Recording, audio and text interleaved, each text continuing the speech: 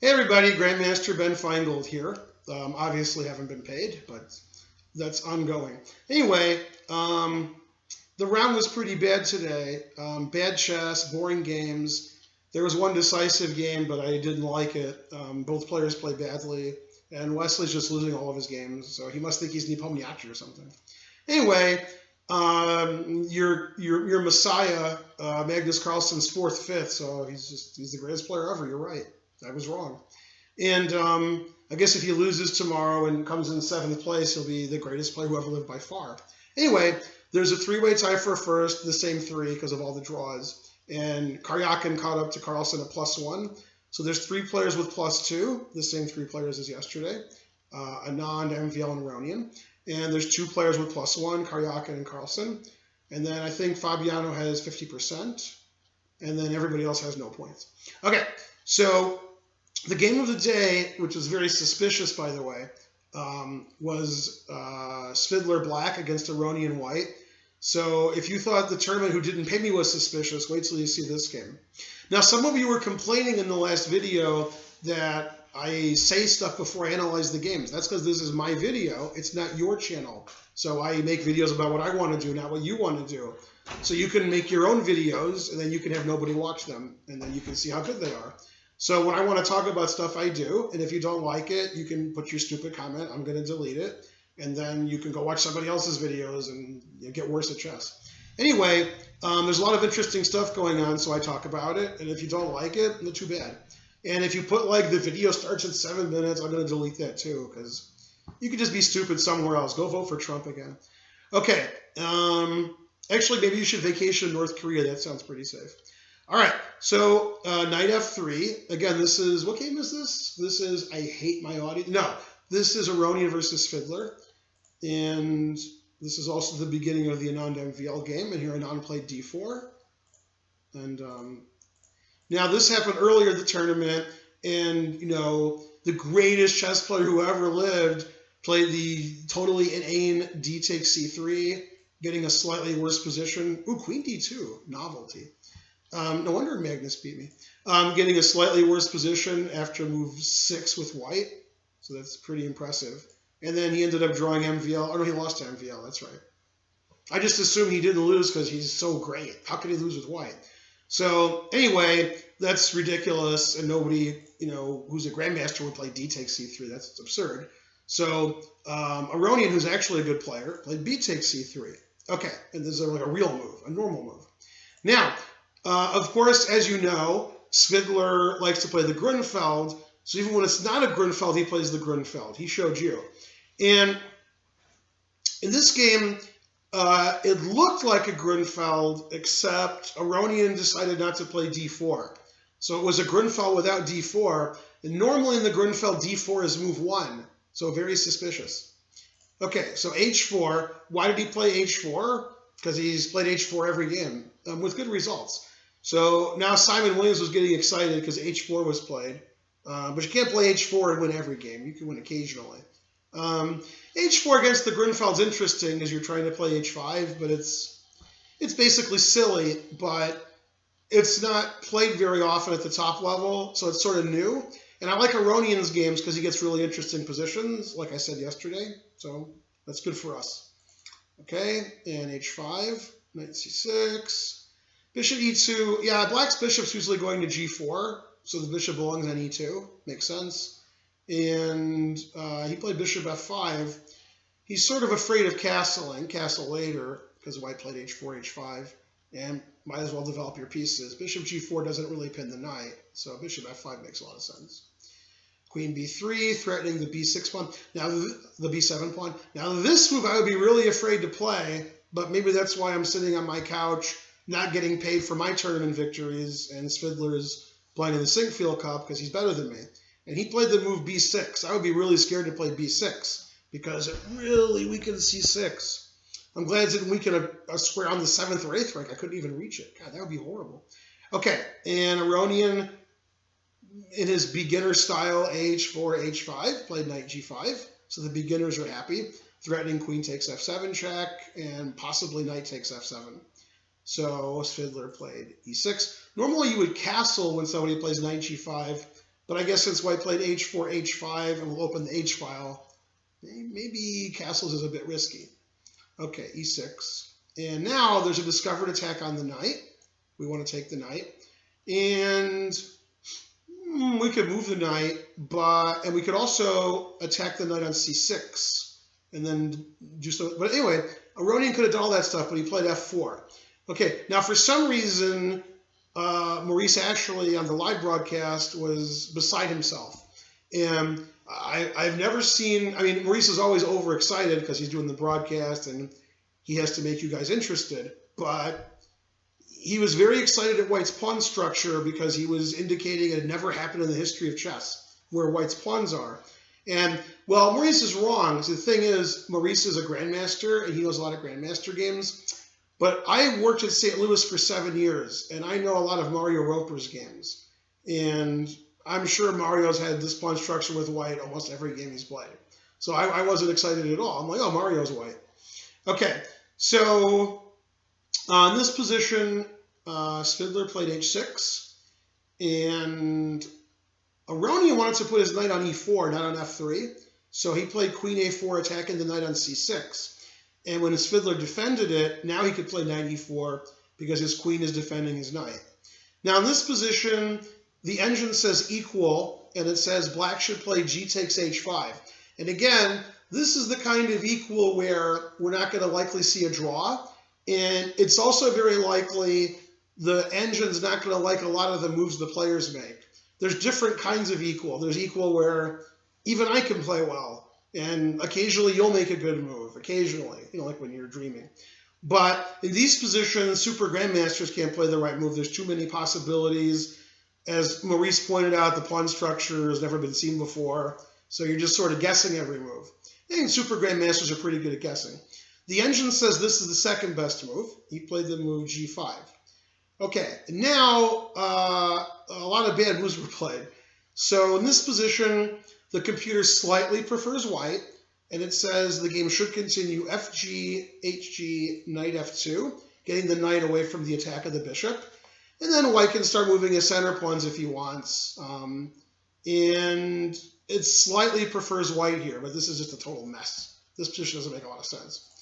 Anyway, Aronian played a terrible move, bishop e5. He's possibly losing after that move. I would say losing.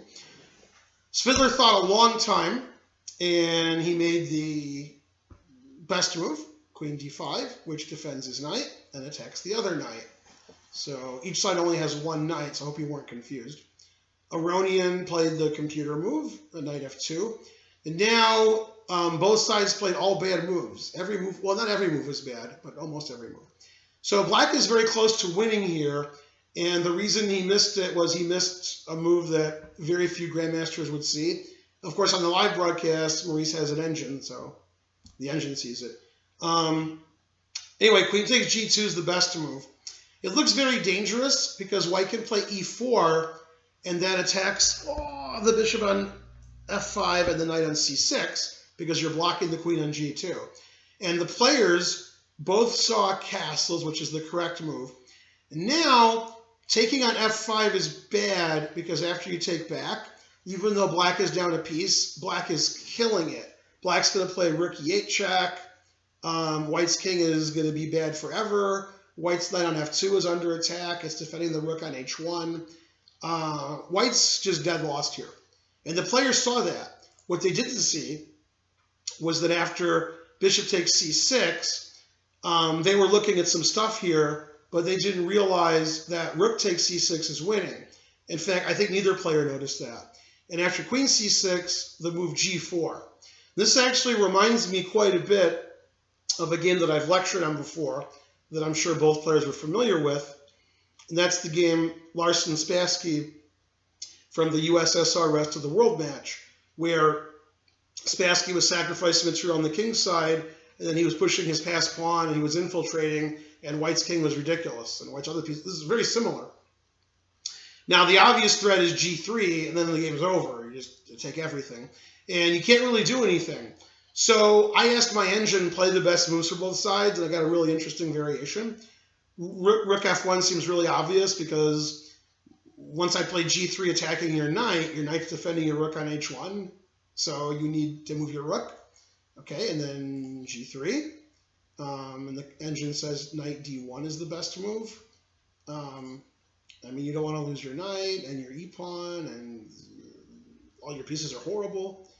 Okay, and then bishop g4 threatens queen e2 mate. So I think queen b5 is forced. Okay, and then queen takes e4 check, knight e3 is forced.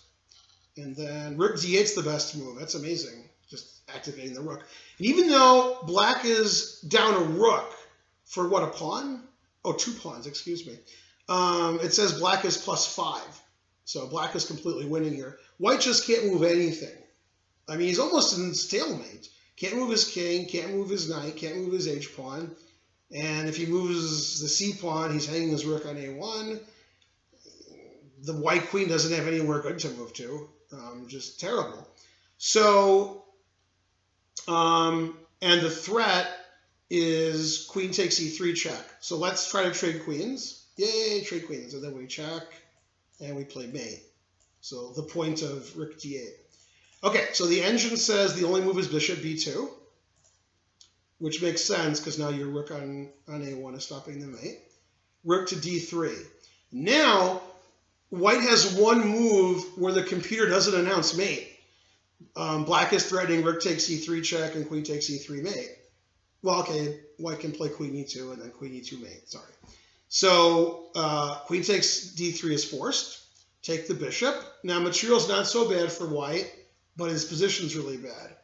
g2 attacking the rook, you have to play rook g1. Queen check forking the king and knight, you have to play knight f2. And now very simple, you just go pin the knight. I mean, the knight is pinned, you just attack it again. So you play bishop f6 and bishop h4, and there's nothing to do about that. You're going to lose your knight. So the only way to save your knight, according to the engine, is to unpin and then move your knight to... Knight d3 was my suggestion. The computer actually plays rook f1 and then like resigns. It says something like +7. But after knight d3, I was just wondering what black would do, and the engine said to play the explosive move c4. And I was like, ooh, c4. And then I realized that that's not good. So if the knight moves away, queen f2 check wins everything in queens. And this is +13. So, yeah. Anyway, and that was best play for white. So I think if Svidler had played queen g2 and he had seen rook takes c6, he might have won the game. And I'll show you again. Queen g2. And then both players saw e4. Both players saw castles. Both players saw bishop c6. And they just misevaluated it. They missed after rook c6, g4, with the threat of g3, and the e4 pawn is pinned. Black is just winning. And if this had happened, Svidler would have beaten Aronian. But that didn't happen. Okay, and I understand missing, all these sacrifices. That makes sense. Okay, so then instead the game ended in a very strange way. Now here, white's threatening e4, which forks the queen and bishop. So he played queen to d6. Now, the engine says everything is good for white. It says after e4, white's better. After f takes g5, white's better. And it actually says something like +1 or +1.2, +1.3. And you can see the a pawn is also hanging because the knight on c6 is pinned. So if I ever take on a7, your b6 pawn is hanging, and so forth. So it says all kinds of moves are good for white. And I'm guessing if two supercomputers were playing, white would have won this game. Instead, Aronian decided he had enough. I guess white's position looks very strange. Black's position looks normal. His pieces are all out. His queen's on d6. His rook is on c8. White has 4 pieces on the back row, and his knight's on f2, and his pawn structure is a little funky. So I think Levon's like, all right, I've had enough of this game. And they repeated. Knight e4. Queen d5 is already, again, winning for black. He has to play queen g2, and the players repeated. So Aronian could have had the advantage by not playing knight e4, and Svidler could have had the advantage by playing queen takes g2. The truth hurts. So, yeah, even when you're the best players in the world, chess is difficult. And that's what happens when you play these really unusual games. Now, I was explaining to some of my students over the last few years, one of the reasons players like Morzevich and Shirov, and I guess now Rapport, have tournaments that are just god awful. They're losing 3, 4, 5, 6, 7 games in a tournament, and you're Jobava, and you're like, wait a minute, that guy's 2750. What's going on here? Well, they play like this. They get these really interesting games where supercomputers can play well and humans usually don't. And so they win a lot of nice games because they play these positions pretty well and their opponents are baffled. However, you could also get confused when you play these positions and lose a lot of games. So those kinds of players are very interesting to watch. And other players who draw 60, 70, 80% of their games, they're not as interesting to watch because they don't have games like this. That's why we love Levon Aronian, though this game I think he had enough. It was too complicated, too confusing, and drawing and being tied for first he thought was a good idea. Now tomorrow's the last round, unless there's a playoff, which there probably will be. And I guess the matchup of the day, especially for you at home, Carlson has white against Aronian. So there could be all kinds of ties for first. There could be a clear first, a first, second, a first, second, third, and a first, second, third, fourth. There cannot be a 5-way tie for first, but there could be a 4-way tie. So there you go. And Karyakin's also in it because Karyakin, like Magnus, is +1. So there's going to be a lot of people tomorrow with +1 and +2. It's going to be really interesting. And well, we'll tune in. And then tomorrow's Friday. Yeah, so I'll make a video tomorrow. And then I'm playing in a tournament Saturday and Sunday. So I might take Saturday off. I might not. And then Sunday night, I'll try to make videos of my tournament. This tournament has a different organizer, so I expect to get paid. So there you go. I could tell you some more about not getting paid and what happened today, but I'll leave that for later. Okay, this is Grandmaster Ben Feingold with the game of the day in the Sinquefield Cup, a very unusual draw between Aronian and Svidler. Please like and subscribe on YouTube. I just went to the chess center today and I took some pictures. It looks great. It's totally empty and clean. They fixed everything. We have some more stuff to fix, but it's technical. And our chairs are coming in a couple of days. We have 30 tables, so we need some help setting up. And we're opening on September 9th. Come for the food, come for the drinks, come for the Blitz tournament, and bring money, as Michael Eisner would say. If you watch Family Guy, you got that joke. And you can donate at atlchessclub.com/donate. You can enter our events, atlchessclub.com/events. That makes sense. Well, you can see our events anyway. Probably in 2 or 3 weeks, you'll be able to pay us online to enter the events. Right now, you can call us, or you can send an email, or you can send a pigeon. Oh, wait, that's the Mike Tyson Mysteries. Well, you can do that anyway. And Mike Tyson, if you're watching, come to our club and play some chess. And also, I got something for you to take care of. These guys aren't paying me, so give me a call, Mike. All right, and see you guys next time. Go Wesley So. You can do it. If you get 5 points in your last round, you could still, can he still tie for first? Yeah, he could get first place. He just needs to get 5 points his next game. All right, see all you guys later. Bye.